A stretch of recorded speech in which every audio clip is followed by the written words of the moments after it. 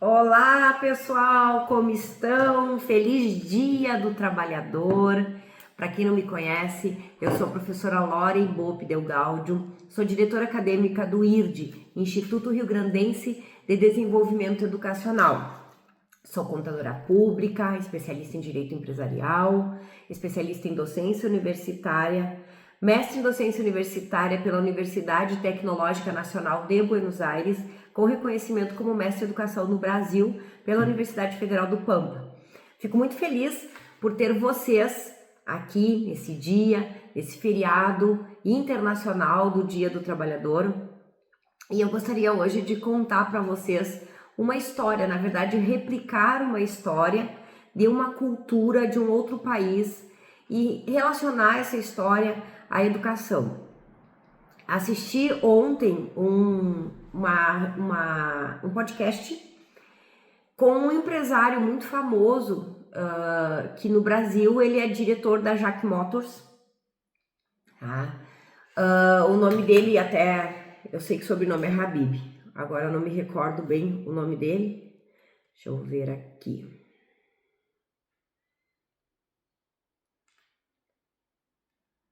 Diretor da JAC Motors no Brasil.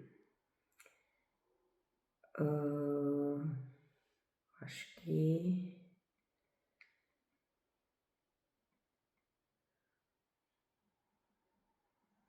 Sérgio Habib. E ele falava nesse episódio em que ele foi entrevistado sobre a cultura chinesa, que ele trouxe a JAC Motors para o Brasil e aí ele tem uma experiência lá na China. E ele fala sobre como é que funciona a China, o que é uma curiosidade para todos nós, afinal de contas, estamos no Ocidente, né? O Oriente é uma outra cultura bem diferente da nossa, né? Capitalista. Então, achei interessante, através dessa reportagem, começar a avaliar, a estudar o comportamento da educação e os seus reflexos nos outros países. Eu acho que essas abordagens nós poderemos dar nos nossos próximos episódios do Dirigindo Educação, que é um canal que eu criei por falta de tempo, dirigindo e falando com vocês sobre educação, e nos momentos que eu posso eu paro e venho aqui falar para vocês sobre vários temas relacionados à educação. Hoje, como é feriado, eu tô com calma, não vai ser uma mensagem rápida, não. Então, o Dia do Trabalhador, ele vem remontar para nós essa necessidade de incorporação, né, do cidadão no mercado de trabalho. E a importância disso, de como se faz através da educação. E eu acho muito interessante fazer esse estudo comparado da educação de vários países, inclusive foi tema da minha tese, quando eu tive que defender lá em Buenos Aires, sobre a educação. Eu fiz um estudo de educação comparada com a Universidade Federal do Pampa, com a Universidade de la República no Uruguai. Então era um estudo de educação comparada da didática dos professores no Brasil e no Uruguai. E esse trabalho foi apresentado na Argentina. Então eu gosto muito dessa questão de comparar como funcionam os países, porque a gente assim entende outras culturas. E a China é um país realmente muito distante, muito diferente da nossa cultura.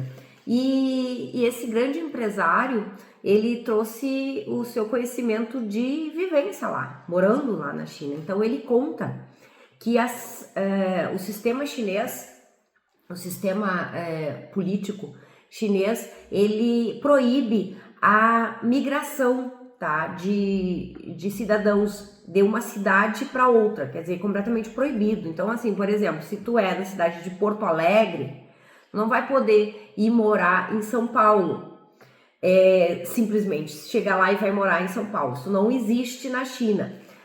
As cidades, elas são divididas em categorias 1, 2, 3 e 4, sendo que as pessoas querem morar nas melhores categorias, 1 e 2, assim, cidades que são de padrões melhores. E as pessoas, elas se movimentam, migram de uma cidade para outra através de 3 formas. A migração é totalmente proibida, ela só pode ser através de 3 formas. Uma delas é se a pessoa vai conseguir um emprego numa outra cidade E para isso ela não pode mudar de cara. Ela vai ter que ter pelo menos 1 ano dentro daquela empresa em que ela vai trabalhar.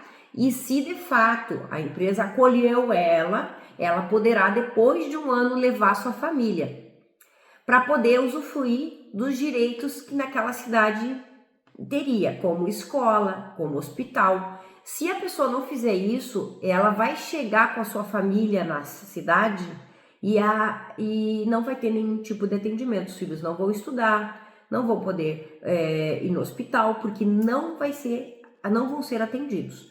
Então, para que a pessoa vá através do trabalho, ela tem que ir através de ir com o emprego garantido, e depois de 1 ano no qual demonstre que não vai perder esse emprego, aí sim poderá levar sua família, e daí ela poderá trocar de uma cidade para outra, senão não acontece.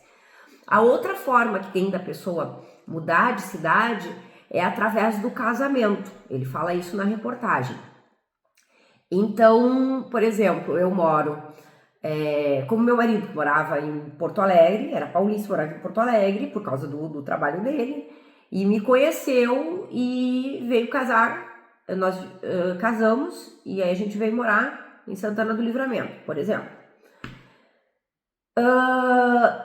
Só poderia através desse casamento, mas normalmente isso lá na China não acontece, porque como as pessoas não podem se deslocar, elas não casam com pessoas de outras cidades. E principalmente pelo fato que as categorias das cidades mostram uma determinada, digamos, evolução econômica. Então, dificilmente uma pessoa de uma cidade que tem um padrão menor vai casar com uma pessoa de uma cidade que tem um padrão maior. Então, praticamente isso já faz com que essa hipótese não aconteça, tá? E a terceira hipótese de mudança é através da educação. A pessoa tem que passar numa universidade. Se ela provar numa universidade, ela vai poder escolher a cidade que ela quiser. Só que para passar numa universidade, para provar, para entrar, para ingressar numa universidade, não é bem assim. Existe muito esforço. Ele disse que crianças muito tenramente já estudam 3 turnos para poder chegar lá e passar. Quando algum dos brasileiros vieram ao Brasil, nessa reportagem fala um dos que faz a entrevista, quando ele chega lá no seu país, o que acontece? Ele, no outro país, no Brasil, por exemplo, o cara vai lá e acha muito fácil provar. Como você tem dificuldade de passar numa USP, numa URGS, por exemplo? É muito fácil provar, porque eles têm o costume do estudo. Então, o diretor da Jaque, ele fala, da Jacques Motors, ele fala que um amigo dele, a filha tem 13 anos, e ela estuda de manhã, de tarde e de noite. É um costume, faz parte da cultura deles. Então, a partir do momento e diz que a concorrência é muito grande, muito acirrada, as pessoas querem mostrar que umas são melhores do que as outras, até para terem melhores oportunidades e morar em cidades de padrão melhor. Não existe favela, não existe pobreza, assim, declaradamente. Então, essas pessoas, elas se esforçam muito para poder morar em cidades que são realmente luxuosas, lindas, maravilhosas. E as cidades, elas são muito bem estruturadas. Elas têm ciclovias, são várias vias, então ciclovias nas laterais, a área arborizada depois, e depois as vias de acesso aos outros transportes. Então, assim, é tudo muito organizado. E ali naquele entorno são criados os shopping centers, as moradias, as escolas. Então, ele indo também de uma cidade para outra, ele disse que estava indo e o motorista do veículo que o levava de uma cidade para outra, e ele sempre gostava de conversar muito com as pessoas, ele perguntou para ele qual era a cidade. Ele falou, eu moro numa cidade padrão 4, seria assim, um dos níveis mais baixos, digamos, daquelas que todo mundo vai procurar. Mas eu sou muito grato por estar nessa cidade. E ele disse assim, e eu vou te explicar depois o porquê. E andando, ele chega próximo de umas cavernas que tem, assim, e ele disse, tá vendo aquelas cavernas? Eu morava lá, eu passei muita fome. Então, me esforcei muito para mim poder ir para a cidade. Então, as pessoas se esforçam muito para poder estar num lugar garantindo a saúde, a educação e poder escolher o seu lugar. Isso que traz para mim de mensagem no dia de hoje. Que educação é liberdade, até mesmo num país em que a liberdade parece ser um tanto cerceada, embora traga a eles, dentro daquela cultura, todo o arsenal de coisas que a pessoa de fato precisa, que é a saúde, que é a educação, que é a estrutura, que é a civilização, que é estar tudo dentro de um padrão de boa saúde, de bom ambiente e tudo mais. Então, claro, no sentido de civilização, no sentido que eu tô falando para vocês, de ter saneamento básico, ter educação, ter cultura, ter escola, né, ter trabalho. Então, vocês pensem que um país desses totalmente estruturado, totalmente regrado, ele ainda, a única possibilidade que a pessoa tem para se sentir de fato livre é através da educação. Aonde de fato a pessoa estudar o suficiente para aprovar numa universidade, ela vai poder ir para o lugar que ela quiser. Não que ela seja cerceada o direito de ir e vir. Todo mundo pode conhecer as outras cidades. Porém, morar naquela cidade não é uma opção que é feita simplesmente pela vontade.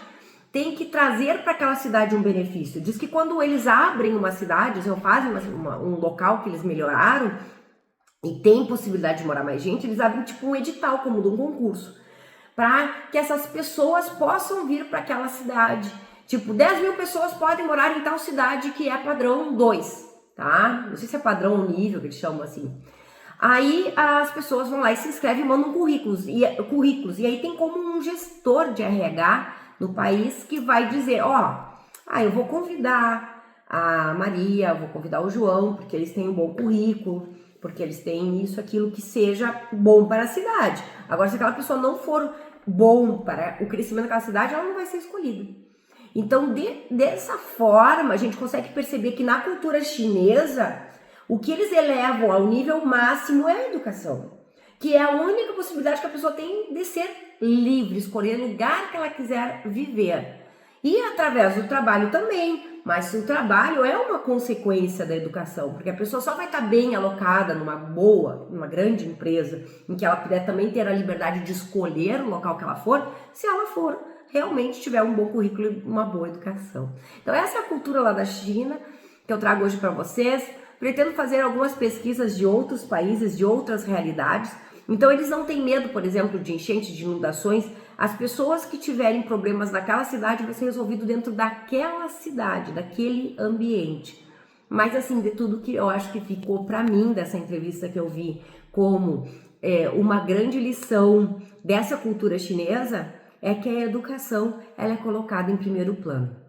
E a gente sabe que aqui também as pessoas que têm uma graduação, que têm uma pós-graduação em nível de especialização ou um MBA, que conseguir avançar em níveis mais altos, como um mestrado, um doutorado, que é muito mais difícil no nosso país, elas estão melhores alocadas no mercado de trabalho. Então é uma consequência e também tem mais liberdade. A pessoa que tem um bom trabalho ou que é bem remunerada ou que tem um trabalho que vai ter mais liberdade. Então, acho que está muito ligada à educação, ao trabalho e à liberdade. E o dia de hoje a gente sabe que é comemorado a questão muito latente do que esse dia significa. Porque o dia do trabalho, o dia do trabalhador, é o dia da liberdade. Porque é através do trabalho, que é o que a minha mãe sempre dizia, né? Um slogan, uma frase, um tanto até um chavão, que o trabalho dignifica o homem. Então, feliz Dia do Trabalhador para todos vocês, e vocês sabem que podem contar com o nosso Instituto Rio Grandense de Desenvolvimento Educacional, não só no Rio Grande do Sul, mas em todo o Brasil, para que a gente possa construir juntos uma carreira, um perfil de trabalho que possa te levar a ir para um lugar que você quiser, conquistar o teu lugar, conquistar os teus sonhos, e é para isso que a gente está aqui, tá bom? Um feliz Dia do Trabalhador, um beijo para vocês e a gente se vê. Hoje foi o episódio 63 do Dirigindo Educação.